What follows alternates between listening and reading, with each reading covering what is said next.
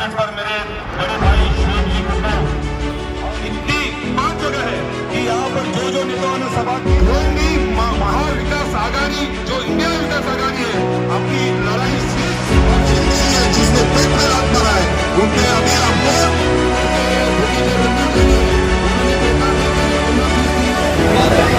Stage पर बैठे सब नगर सेवक, राष्ट्रवादी के कार्यकर्ता, कांग्रेस के कार्यकर्ता, शिवसेना का कार्यकर्ता और समाजवादी के कार्यकर्ता और यहाँ पे इतनी तादाद से जमा हुए भाइयों को अस्सलाम वालेकुम।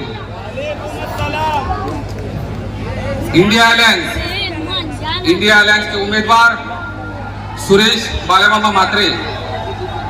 इंडिया अलायंस क्या है? इंडिया अलायंस जो भाजपा की काले करतूतों पे आवाज उठाती है। क्या है इंडिया अलायंस? जो बेरोजगारी पे आवाज उठाती है। आज भाजपा आप सब देख रहे हैं, देश के हालात खराब है।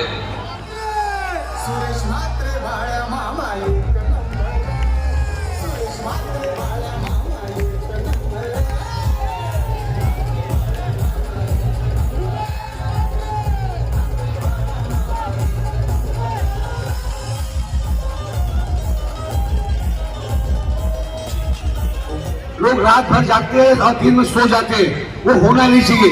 शाम के 6 बजे के बाद आपको जितना सोना है सोइएगा। इतना मेरी आपसे गुजारिश है, वोटिंग और परसेंटेज बढ़ाइएगा। और आज देश के हालात आप देख रहे हैं, जिस तरीके से भाजपा सरकार सिर्फ और सिर्फ हिंदू मुस्लिम के बांटने के सिवाय कोई काम नहीं कर रही है। विकास के नाम से कोई बात नहीं कर रही है। आज हमको वो 10 सालों में अपना विकास बता देंगे, उसने क्या ऐसा विकास किया इस देश के लिए, इस शहर के लिए, जो बोल सके। 10 साल से यहाँ पे कपिल पाटिल खासदार है। 10 साल में मैं समझता हूँ भिवंडी शहर के अंदर झांकने भी नहीं आए, काम करने की दूर की बात है।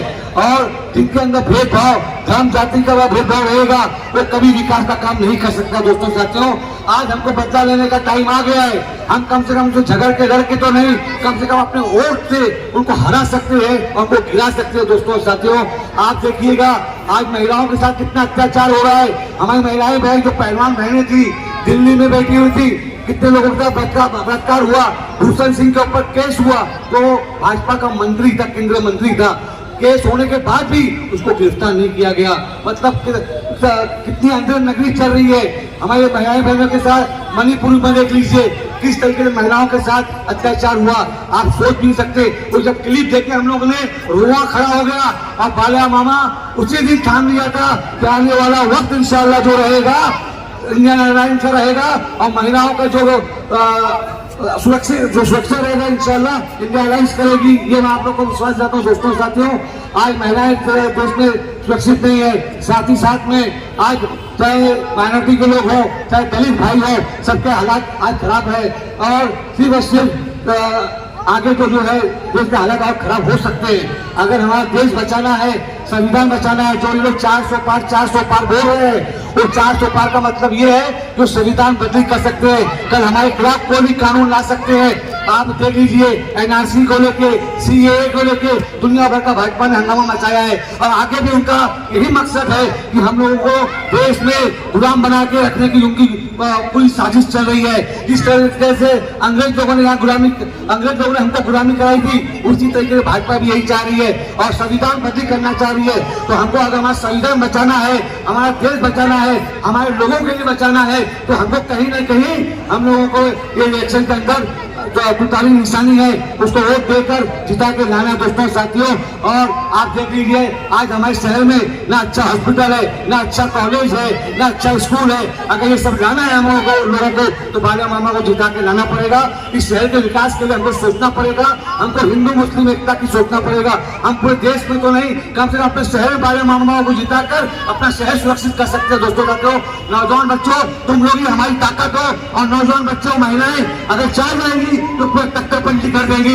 इसलिए आपके भरोसे पे मामा पूरा है और बालिया मामा को जिता के लाना है, ये मैं आप लोग को उम्मीद करता हूँ। और मैं चाहता हूँ नारा जोरदार हो जाए, बालिया मामा, बालिया मामा जीतेगा भाई, जीतेगा, जीतेगा भाई, जीतेगा, बालिया मामा आगे बढ़ो, तुम्हारे साथ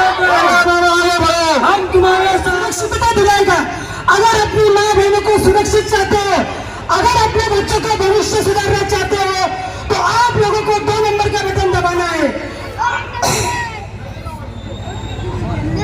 आज मोदी को भगाने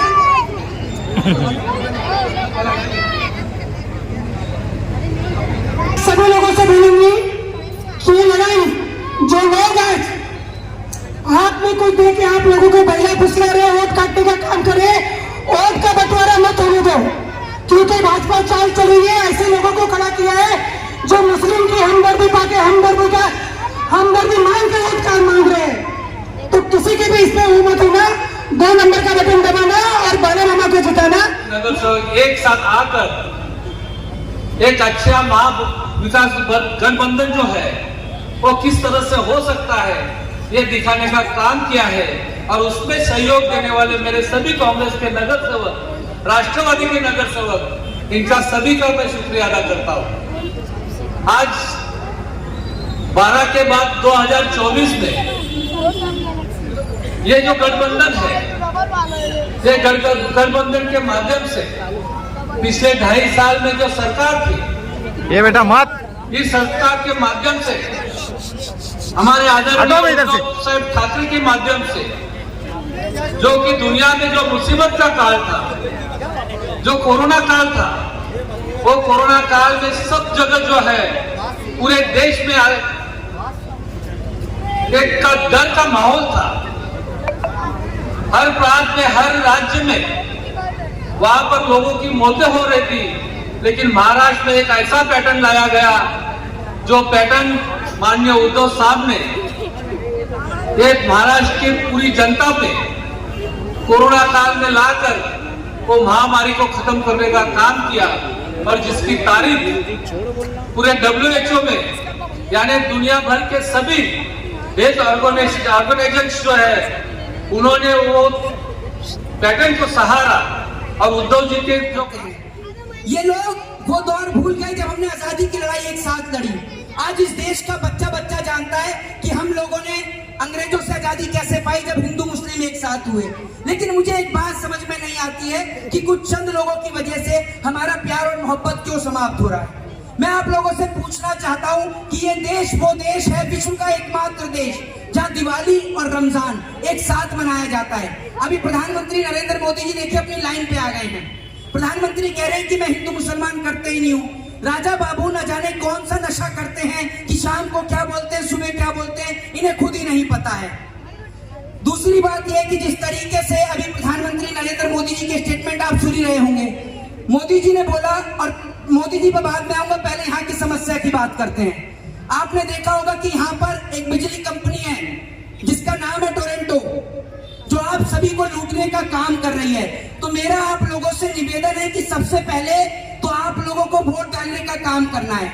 अगर आप लोग वोट नहीं डालेंगे तो ये भारतीय जनता पार्टी के लोग दोबारा जीत के आएंगे और दोबारा आपके ऊपर आकर शोषण करेंगे। तो सबसे पहले आप लोगों से निवेदन है, शायद मैं अंत में ना कह पाऊं, भूल जाऊं, इसलिए सबसे पहले ये कह रहा हूं कि अधिक से अधिक संख्या में जाकर वोट डालने का काम करें, क्योंकि आपका एक वोट इस देश को बचाने में एक महत्वपूर्ण भूमिका अदा करेगा। आप लोगों को नहीं पता, बता दूं, जिस तरीके से अभी मेरे बड़े भाई शुएब भाई ने आप लोगों को बताया कि मणिपुर में किस तरीके से देश की बहन बेटियों को निर्वस्त्र किया गया। यहाँ मेरी कुछ बहनें भी बैठी हैं। मैं आपसे कहना चाहता हूँ कि क्या आप उन बहनों के प्रति आपकी सिंपैथी है या नहीं?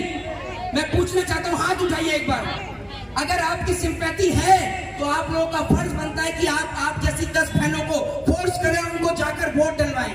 सबसे पहले मतदान और उसके बाद जलपान। हम एक दिन खाना नहीं खाएंगे, कुछ नहीं होगा, एक दिन नहीं नहाएंगे तो भी कुछ नहीं होगा, लेकिन अगर हमने वोट नहीं डाला तो ये याद रखिएगा, ये देश बिकने से कोई नहीं बचा सकता। और विश्व हिंदू परिषद या बजरंग दल अगर इतना अच्छा संगठन है तो एक भी नेता के बच्चे उसमें क्यों नहीं जाते? ये कपिल पाटिल का बेटा क्यों नहीं जाता आरएसएस में लाठी उठाकर? कभी देखा आरएसएस के अंदर कपिल पाटिल को जाते हुए? बताइए ना आप मुझे। ये लोग पैदाइशी चोर हैं, ये याद रखिएगा। जिनको आप सोच कर देखिए, एक ऑटो रिक्शे वाले को मंत्री बनाने का काम उद्धव साहब ठाकरे ने किया, पूरे देश ने देखा, लेकिन उन्होंने क्या किया? जिस थाली में खाया उसी में छेद करके चले गए। अरे आपको जाने से क्या पड़ता है? आपने 2 साल 3 साल की सत्ता हड़प ली, कोई बात नहीं, लेकिन वोट देने वाली तो ये जनता है। ये याद रखिएगा, अगर ये जनता किसी को राजा बना सकती सकती है तो उसे बीच चौराहे पे नंगा भी कर सकती है, ये आप याद रखिएगा। हमारे देश के प्रधानमंत्री नरेंद्र मोदी जी के इतने झूठे वादे हैं कि अगर सुबह से शाम हो जाएगी लेकिन उनके वादे खत्म नहीं होंगे। मोदी जी कहते हैं हवाई चप्पल वाले को हवाई यात्रा कराऊंगा।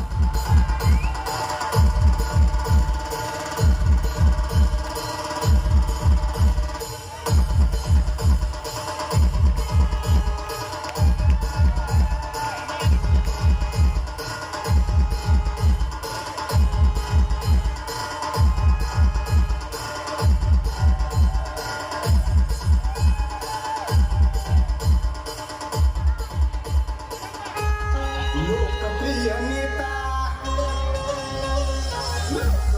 नेता जनतेचा मेंबर, लोकप्रिय नेता जनतेचा मेंबर, सुरेश म्हात्रे भाड्या